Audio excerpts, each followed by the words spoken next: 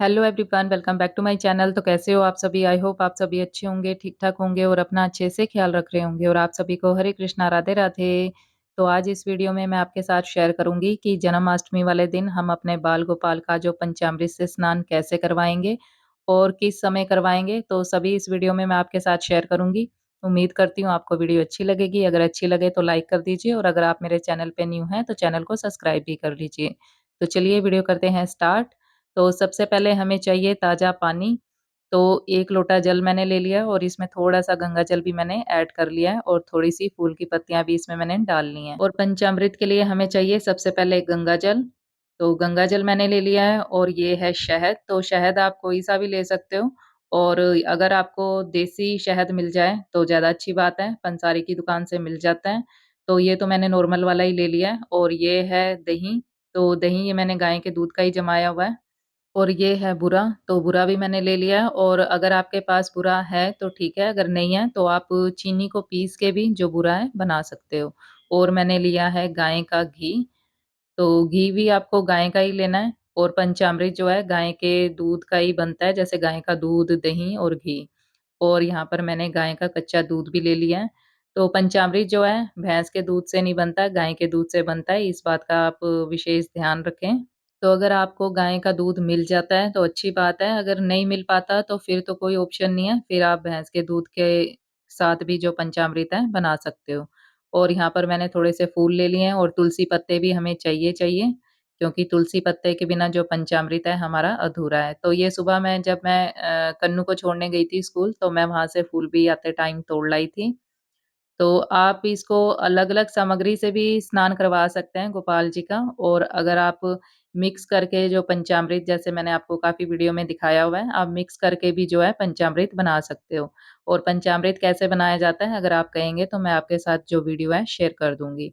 और जितनी भी ये जो सामग्री है, इस सभी में जो है तुलसी पत्ता डलेगा, तो कई लोग क्या करते हैं कि तुलसी पत्ता नहीं डालते और ऐसे ही जो है पहले स्नान करवा देते हैं गोपाल जी का और बाद में जो है तुलसी पत्र उसमें ऐड करते हैं। तो तुलसी पत्ता हमें सभी चीज़ों में पहले ही ऐड करना है और उसके बाद जो है गोपाल जी को स्नान करवाना है। और जितना आप पंचामृत बनाना चाहते हैं, आप सामग्री उतनी लें और उतने में ही जो है तुलसी पत्ता ऐड करें। तो यहाँ पर मैंने थोड़ी-सी ज़्यादा ही सामग्री ली है आपको दिखाने के लिए।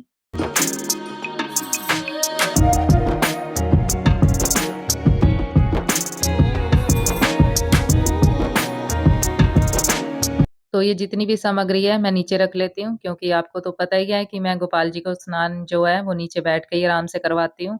क्योंकि खड़े होके गोपाल जी का स्नान और श्रृंगार पहली बात तो हो नहीं पाता और दूसरी बात अच्छा भी नहीं लगता। तो इसलिए मैं गोपाल जी को आराम से बैठ के नीचे ही जो है स्नान करवाती हूँ। और ये है दक्षिणावर्ती शंख। तो गोपाल जी का जो स्नान है वो दक्षिणावर्ती शंख से करवाया जाता है। अगर आपके पास दक्षिणावर्ती शंख है तो आप गोपाल जी का स्नान इससे करवाएँ, अगर नहीं है तो कोई बात नहीं, आप जिसमें आपने सामग्री रखी हुई है पंचामृत की, आप उससे भी गोपाल जी का जो स्नान है करवा सकते हैं या फिर लोटा भी ले सकते हैं। तो जिस बर्तन, जिस पात्र में आप गोपाल जी का जो है स्नान करवाएँगे, उसमें पहले स्वास्तिक ज़रूर बना लें। तो वीडियो में आप देख ही रहे हो कि मैं स्वास्तिक कैसे बना रही हूँ। तो जब आप गोपाल जी को स्नान करवाएँगे तो स्वास्तिक आपने ऐसे ही बनाना है। तो कभी भी जो है स्वास्तिक प्लस का निशान बना के नहीं बनाया जाता है, इस बात का भी आप ध्यान रखें। तो कई भाई-बहनों को तो पता होता है कि स्वास्तिक कैसे बनाया जाता है, लेकिन कइयों को नहीं भी पता होता, तो इसलिए मैंने ये भी बता दिया। तो बस अब गोपाल जी को विराजमान कर देते हैं और अब करवाएँगे गोपाल जी को स्नान। और एक बात का आप और ध्यान रखें, जैसे कि मैंने आपको बताया कि आप लोटे में भी जो है पंचामृत बना सकते हो, तो लोटा जो है स्टील का होना चाहिए, तांबे के या पीतल के लोटे का इस्तेमाल मत करना आप पंचामृत के लिए, क्योंकि जब पंचामृत हम इसमें डालते हैं, तो वो विष के समान हो जाता है। तो इस बात का भी आप ध्यान रखें ज़रूर, तांबे या पीतल के लोटे में हमें पंचामृत बिल्कुल नहीं बनाना, स्टील का हम बर्तन ले सकते हैं या लोटा ले सकते हैं। तो सबसे पहले हमें गोपाल जी को नॉर्मल जल से स्नान करवाना है। जैसे कि जब हम भी स्नान करते हैं तो सबसे पहले शरीर पे जल डालते हैं, उसके बाद ही जो साबुन वगैरह या शावर जेल वगैरह लगाते हैं। तो वैसे ही सबसे पहले हमें गोपाल जी को नॉर्मल जल से स्नान करवाना है, फिर हमें गाय के कच्चे दूध से स्नान करवाना है और गोपाल जी को, ठाकुर जी को स्नान कराते समय हमें ओम नमो भगवते वासुदेवाय, ओम नमो भगवते वासुदेवाय इस मंत्र का जाप करते हुए हम गोपाल जी को स्नान करवाएँगे।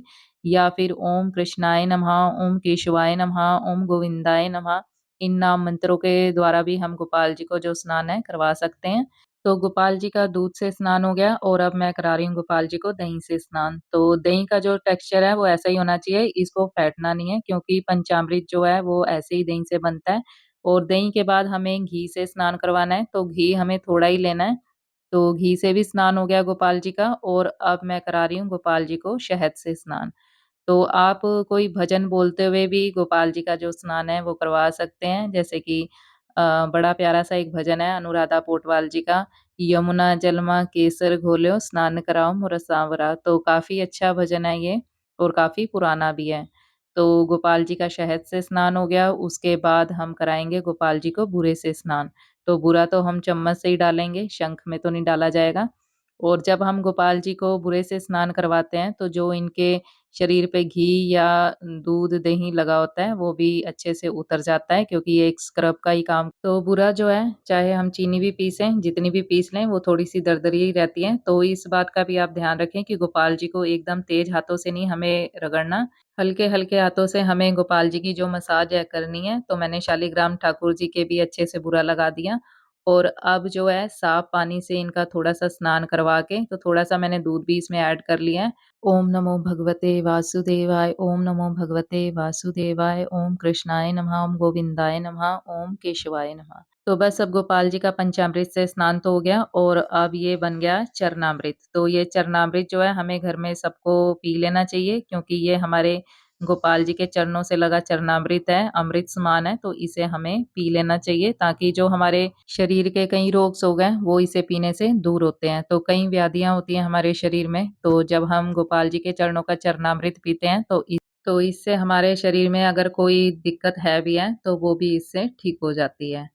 तो बस अब गोपाल जी को मैंने दूसरी थाली में विराजमान करके अब मैं इनका जो स्नान है वो साफ पानी से करा दूँगी। तो बूरा मैंने गोपाल जी को और लगा दिया है क्योंकि इनके जो शरीर पे है अभी दूध, घी वग़ैरह थोड़ा-सा लगा हुआ है। तो एक बारी और बूरे से मैंने इनकी जो मसाज अच्छे से कर दी है। तो आप गोपाल जी को जो स्नान है वो मंत्र बोल के करवाएँ अगर आपको आते हैं तो, या फिर भजन बोल के करवाएँ या फिर महामंत्र बोल के भी आप गोपाल जी का जो स्नान है करवा सकते हैं, जो कि इस प्रकार है हरे कृष्ण, कृष्ण कृष्ण, हरे हरे, हरे राम, राम राम, हरे हरे।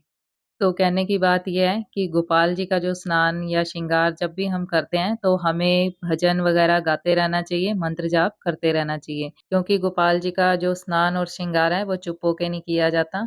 तो भजन वगैरह जो भी आता हो, वो बोलते रहना चाहिए और गोपाल जी का जो श्रृंगार है, वो करते रहना चाहिए। तो लीजिए हमारे बाल गोपाल का स्नान भी हो गया और अब इनको पहना दिए जाएँ इनके वस्त्र। तो जन्माष्टमी वाले दिन आप कोशिश करें कि गोपाल जी को जो है पीले वस्त्र ही पहनाएँ। तो आज जन्माष्टमी तो नहीं है, पर फिर भी मैं इनको पीले वस्त्र ही पहना रही हूँ, क्योंकि हो सकता है गोपाल जी की इच्छा हो आज पीले वस्त्र पहनने की। और जब इनको हम पंचामृत से स्नान करवाते हैं, तो ये एकदम से चमक जाते हैं, क्योंकि हमारे जो गोपाल जी हैं, ये पीतल के हैं, तो इस करके जब हम इनका पंचामृत से स्नान करवाते हैं, तो इनमें जो है एक अलग ही चमक आ जाती है। तो ये देखिए कितने सुंदर लग रहे हैं और अभी इनका श्रृंगार होगा, तो छोटे गोपाल जी को भी मैं लंगोटी बाँध देती हूँ। तो क्योंकि इनके साइज़ की जो निक्कर, पैंटी वगैरह तो मार्केट से मिलती नहीं है, तो इसलिए। तो ये देखिए ये भी हो गए तैयार। तो शंख महाराज जी को भी अब अच्छे से पोंछ लिया जाए और एकदम अच्छे से सुखा दिया जाए क्योंकि शंख को जो है मैं इसमें चावल भर के रखती हूँ, तो इसको पहले साथ के साथ अच्छे से सुखा देती हूँ। तो जब तक गोपाल जी का श्रृंगार होता है, तो तब तक ये भी जो है शंख महाराज जी भी सूख जाते हैं और इसमें फिर मैं चावल भर के रख देती हूँ क्योंकि शंख को कभी भी खाली नहीं रखा जाता इसलिए। तो लीजिए अच्छे से मैंने पोंछ दिया है अंदर से भी। और ये जो दक्षिणावर्ती शंख होता है, ये लक्ष्मी स्वरूप ही होता है, तो इनकी भी पूरी अच्छे से प्राण प्रतिष्ठा भी होती है, जो कि मैंने भी करी थी। तो कभी फिर वीडियो शेयर करूँगी आपके साथ।